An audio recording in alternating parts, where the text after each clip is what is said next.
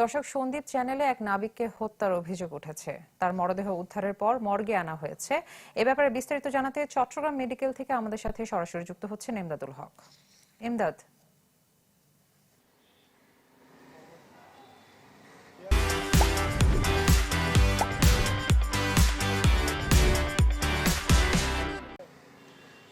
এমনি স্বজনরা যেটি অভিযোগ করেছেন যে গত ২৪ তারিখে তেল বোঝাই যে মাদার ট্যাঙ্কার মার্কেন্টাইল সেটি নিয়ে রওনা দেওয়া হয় ২৪ তারিখ রাতে।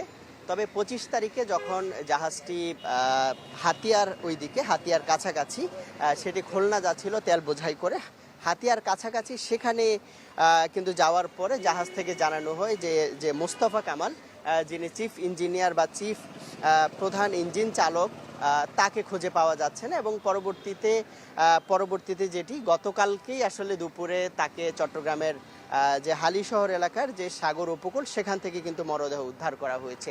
তো এই যে বিষয় সেটি নিয়ে আসলে স্বজনরা যেটি বলছেন যে হাতিয়ার কাছাকাছি গিয়ে আসলে জাহাজ থেকে জানানো হয় তিনি নিখোঁজ আছেন, তবে তার মরদেহ পাওয়া গেছে চট্টগ্রামের হালিশহরে। সেটি একদিকে অস্বাভাবিক বলছেন, এবং আরেকটি জিনিস বলছেন যে এই জাহাজের যিনি চিফ মাস্টার আছেন তার সাথে বেশ কিছুদিন ধরে আসলে তার বনিবনা হচ্ছিল না, বা এক ধরনের মানসিক যন্ত্রণার মধ্যে দিয়ে যাচ্ছিলেন, এবং সেই প্রেক্ষিতে তারা তাকে আসলে এটি হত্যাকাণ্ড বলছেন। তো আমি এই বিষয়টি কথা বলতে চাই যিনি মোস্তফা কামাল তার ভাই আছেন মাস্টার রফিকুল ইসলাম।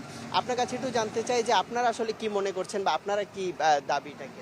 আমরা মনে করছি যে এটা সম্পূর্ণ একটা ষড়যন্ত্র এবং হত্যা গুমের চেষ্টা, কারণ এটা কোনোদিনও সম্ভব নয়।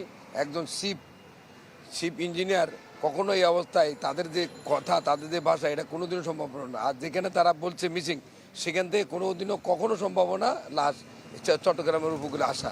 তো সেইটা সম্পূর্ণ অবাস্তব, এবং তদন্ত আশা করি আমি সব তথ্য পাবো। আর আমি এর সুষ্ঠু বিচার দাবি করতে যে আমার ছোট ছোট বাচ্চাগুলো একবার ৩ বছর, তিনটা বাচ্চা আছে ছোট ছোট। তো আমি প্রশাসন সবার দৃষ্টি আকর্ষণ করছি যাতে আমি এর সুবিচার পাই। আর মেঘনা গ্রুপ তাদের থেকে এখন পর্যন্ত আমরা এদের কোনো ভালো কোনো সহযোগিতা, ভালো কোনো আশ্বাস আমরা পাইনি। আচ্ছা, এমনি আরেকজনের কাছে একটু জানতে চাই, ওনার ভাগ্নে, যে ওনার পরিবারের পক্ষ থেকে অভিযোগ করা হয়েছে যে দীর্ঘদিন ধরে বনিবনা হচ্ছিল না বা মানসিক যন্ত্রণার মধ্যে দিয়ে যাচ্ছেন, এই বিষয়টা আসলে? জি, আমার মামিকে সবসময় বলতেন যে এই জাহাজের মাস্টার এবং সেকেন্ড ড্রাইভার, এরা দুজন ওনাকে সবসময় মানসিক অত্যাচারে মানে টর্চারে রাখতেন। ছোটোখাটো বিষয় নিয়ে ওনাকে একটা প্যারা দিতেন।